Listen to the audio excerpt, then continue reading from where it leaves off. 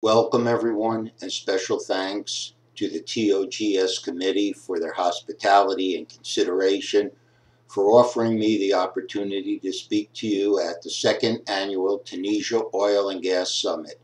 As a way of introduction, I am Barry Stevens, President of TBD America Inc., a technology business development company serving the private and public sectors in the shale gas, natural gas, CNG, energy from waste, and renewable energy industries. Our focus is technology development, program management, feasibility studies, technology transfer, and training. Regrettably, last-minute events prevent me from attending the summit. For this, I would like to offer to each and every one of you my sincere apologies. Please accept my deepest regrets in not being able to present my speeches, and most of all, not having the opportunity to meet each of you personally. I heard so many great things from family and friends who have visited your country that I could not wait to step foot on your soil, shake your hand, and share your food. The event that led me to abort my trip to Tunisia was a travel warning issued by the U.S. State Department on September 14, 2012. The warning alert warned U.S. citizens against all travel to Tunisia at this time and ordered the departure of all non-emergency U.S. government personnel from Tunisia following the attack on the U.S. Embassy. Mr. Chiban did everything possible to guarantee my safety during my trip in Tunisia. He went above and beyond what was required. For that, again, I thank you from the bottom of my heart. Please note that this is a deep personal and professional loss for me. I put considerable time and effort in preparing quality speeches on the economics and benefits of unconventional gas resources and beyond fossil fuels renewable energy, and anticipated possibly having the opportunity to work close with many of you in the upstream shale gas development, midstream natural gas storage, and downstream natural gas end-use applications. My speeches were designed to leave you with the message that natural gas is the logical alternative to replace coal and possibly gasoline in the world energy mix, today and in the near future. We examine the energy landscape and innovative attempts to move beyond coal, oil, and other carbon-intensive fuels and the challenges we face. Additionally, we take an overview of the economic impact of developing unconventional shale gas reserves and focus on the direct effects of development as well as the indirect and induced effects throughout the natural gas value chain. This conference unites global industry and stakeholders to tackle the opportunities and challenges that need to be overcome to maximize the potential of unconventional development. The prize could be huge, but the resources by its very nature can be difficult to assess. Some regions present attractive and well-established fiscal regimes, land pricing, and clear mineral ownership, while others are less mature, where legal, technology, infrastructure, and environmental challenges have to be resolved. To address these challenges and optimize the economic impact of unconventional gas development, the industry dynamics must be understood in terms of structure, complexities, and risk. Economic growth, energy independence, climate change. There are countless arguments for moving beyond fossil fuels for world energy needs. Unfortunately, many hurdles must be overcome before we can feasibly count on other sources of energy to replace coal and possibly oil, which altogether provide the lion's share of the world's electricity generation and transportation fuels. Two profound questions loom over all energy concerns. Will we have enough affordable energy in the future? And what will we do for the long term? There are no simple answers. Today's global energy economy is faced with increasing energy demand, depleting resources, rising energy prices, limited availability, and reinforcement of countermeasures to reduce pollution and the effects of global warming. The answers depend on each country's inventory of resources and energy needs, as well as their political and cultural environment.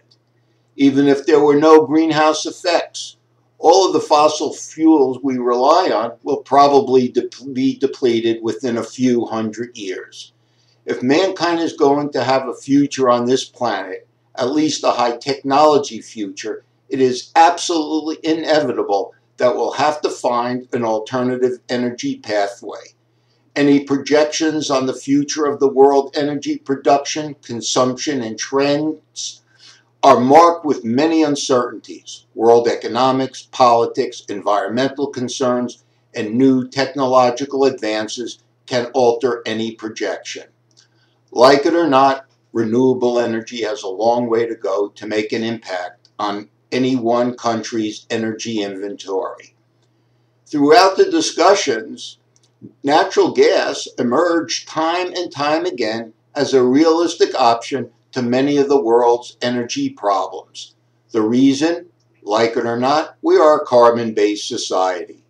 Energy is the cleanest burning fossil fuel. Cost-effective extraction technologies such as horizontal drilling and hydraulic fracturing from unconventional reserves have produced low-cost natural gas assets in vast quantities throughout the global landscape. The supply bonanza from cost-effective technologies makes natural gas a highly competitive fuel.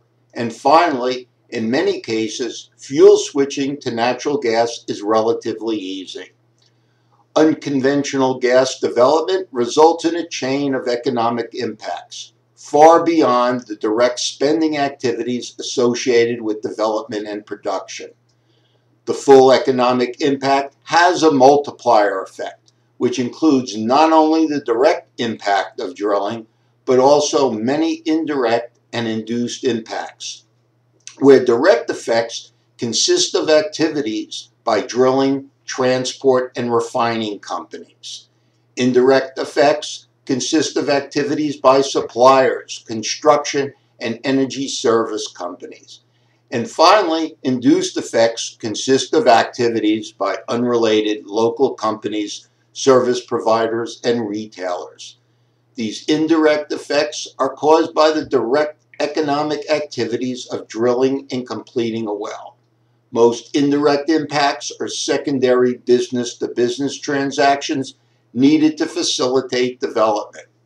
The induced effects are caused by both the direct and indirect economic activities. Typically, induced impacts come from firms and households unrelated to drilling and completion. For example, drilling companies have a direct impact when they contract trucking firms to haul pipe, water, and other materials to the well site. These same trucking firms have an indirect impact when they hire drivers and purchase fuels and other supplies to provide these services to operate the trucks. The suppliers have an induced impact when in turn they acquire goods and services from other firms such as car dealerships, repair shop, parts distributors, other suppliers, and even personal vacations. Also, when the drivers go out and spend their paycheck, that spending, whether purchasing cars, groceries, or watching a movie, sets in motion another chain reaction of induced effects. Investments in development, therefore, sets off a long-term pattern of spending throughout the economy. By understanding the broad economic forces at play, the complexities and progressions of the supply chain, regional businesses and manufacturers may be better positioned to support shale gas development. As we saw, the immediate impact to the economy has been in its influence on stimulating economic growth, creating jobs, boosting domestic and regional product, and providing a cleaner environment by reducing greenhouse gas emissions and smog. Long term, the continuance of low and stable natural gas prices, in conjunction with the associated savings on electricity costs, will provide wide benefits across the residential, commercial, and industrial sectors. The opportunity to take advantage of these potential benefits would never have been existed without the exploitation of shale gas reserves. Growth of shale gas technologies is expected to have significant impact on the global economy now and for the future. With much of the controversy over shale gas's impact on the environment, the question becomes, do we really have a choice in developing unconventional gas resources? The answer is most likely we do not. Like it or not, we are a carbon-based society. Renewable energy has a long way to go to make an impact on any one country's energy inventory. Natural gas, both financially attractive and the least disruptive fossil fuel, could serve as a bridge to a low-carbon future. In closing, please accept my humble apologies for not being able to attend the summit and meet with all of you in person. Certainly my loss in all respects. Thank you very much.